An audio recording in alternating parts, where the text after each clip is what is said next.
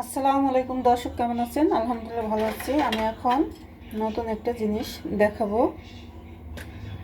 অনেকেই মাছ পরিষ্কার করা নিয়ে টেনশন করে, কালো হলো মাছ। আমি দেখেন, এটা হলো শিং মাছ।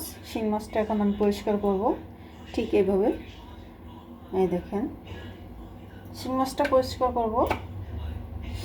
এটা হলো পায়ের গোড়ালি ডলা যে ঝোপাটা থাকে, আবার পা ডইলা ওইটা দিয়ে আপনি মাছ পরিষ্কার করেন না। নতুন একটা ঝোপা কিন না, পাও ডলার এরকম নতুন একটা ঝোপা কিনা চাইলে পাঙ্গাস মাছ, মাগুর মাছ, এই দেখেন মাছগুলো এইভাবে ডলা দিলে পরিষ্কার হয়ে যাইতেছে অল্প সময়ের ভিতরেই।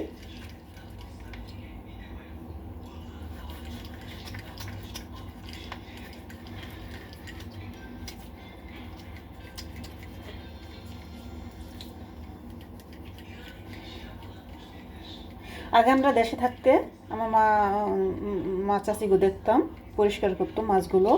আপনার খসখসা পাতা ছিল ডমুর গাছের খসখসা পাতা দিয়ে মাছগুলো পরিষ্কার করতো, অতি দ্রুতই পরিষ্কার হয়ে যেত। এবং কুমড়া গাছের পাতা, যেটা খসখস করে হুং থাকে, এই হুংওয়ালা পাতা দিয়ে ডলা দিলে মাছ পরিষ্কার হয়ে যায়।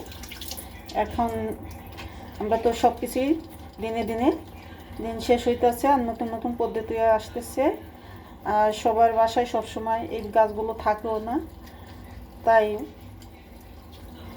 এভাবে মাছগুলো পরিষ্কার করলেই সবচেয়ে সুন্দর হয়, দ্রুত পরিষ্কার হয়ে যায়, পরিষ্কারও ভালো হয়, সাদা হয়ে যায়।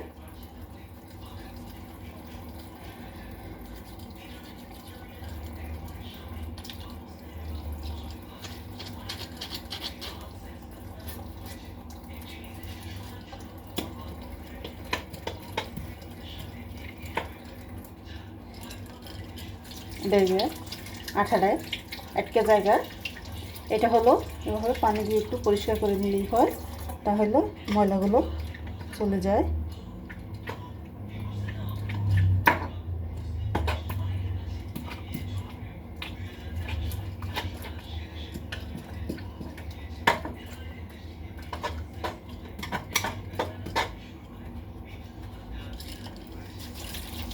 এটা যখন ময়লা আটকে যায়, তখন আর ওটা ডলা দিলে ময়লাটা বাইরে হয় না।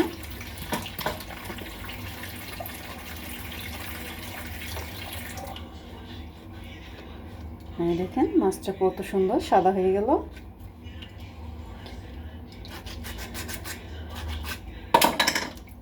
এই দেখেন, চাইলে আপনারা আমার মতন করে এভাবে গরম পানি ছাড়া, মেডিসিন ছাড়াই আপনারা মাছগুলো সুন্দর করে পরিষ্কার করে নিতে পারবেন, কেমিক্যাল ছাড়াই সবচেয়ে ভালো হয়। তো আমার মাছ পরিষ্কারটা কেমন হলো সবাই কমেন্ট বক্সে কমেন্ট করে জানিয়ে দেবেন। ভালো লাগলে লাইক দেবেন, শেয়ার করবেন, সাবস্ক্রাইব করবেন, আর সবাই কমেন্ট বক্সে কমেন্ট করে জানিয়ে দেবেন। এই দেখেন মাছগুলো কত সুন্দর, মাশাআল্লাহ পরিষ্কার করছি আমি।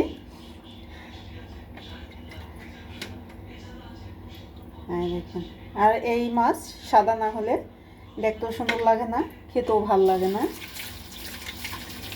তো আপনারা ভালো থাকবেন, সুস্থ থাকবেন, খোদা হাফেজ।